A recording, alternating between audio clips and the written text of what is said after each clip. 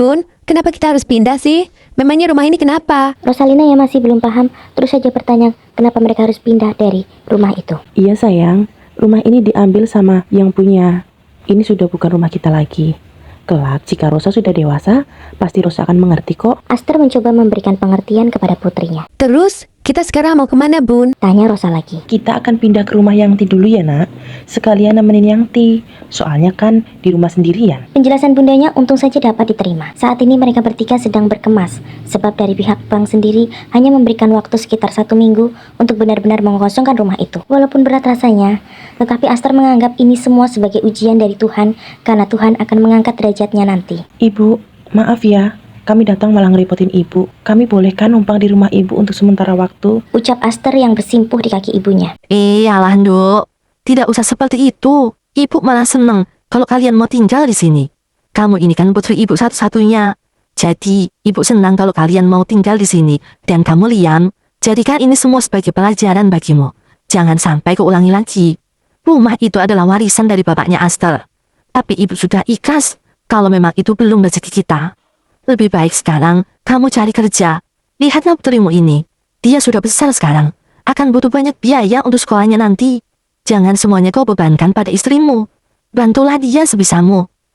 Maryam, ibunya Aster, memberikan petuah pada anak-anak mereka. Iya Bu, besok saya akan mulai mencari pekerjaan. Terlihat guratan penyesalan dari wajah Liam setelah penyitaan rumah itu. 2 hari setelah tinggal di rumah mertuanya, Liam mendapatkan penawaran kerja dari temannya di luar kota. Dek, aku mau kerja ikut Anton di Kalimantan.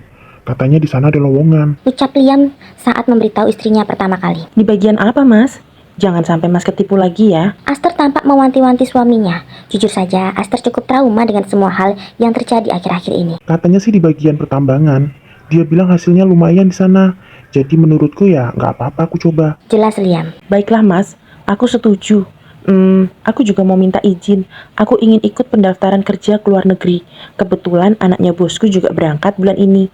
Hasilnya juga lumayan loh mas. Barangkali kalau kita bisa bekerja sama, kita bisa beli rumah sama motor lagi. Sesimpel itu keinginan Aster.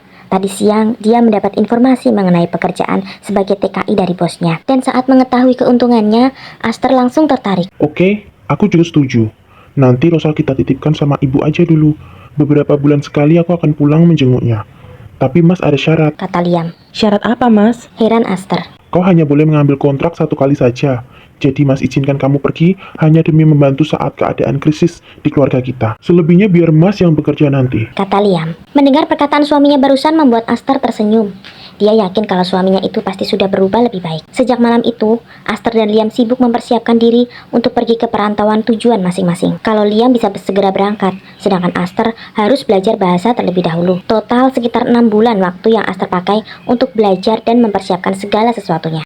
Singkat cerita, pada hari ini Aster sudah siap berangkat untuk terbang ke Korea. Dia memilih negeri ginseng itu sebagai tujuannya, sebab menurut informasi gaji yang ia terima cukup besar nantinya. Selain itu, dia mendapatkan penjamin yang memberikan dia pinjaman biaya keberangkatan dan bisa ia ganti dengan sistem potong gaji saat sudah bekerja. Bunda, jangan pergi dong. Siapa nanti teman Rosa di rumah? Rosa tergugu dalam tangisan. Dia tidak ingin melihat sang bunda pergi jauh. Aster yang sudah siap dengan kopernya harus memberi pengertian terlebih dahulu pada putrinya. Dari semalam Rosa menangis.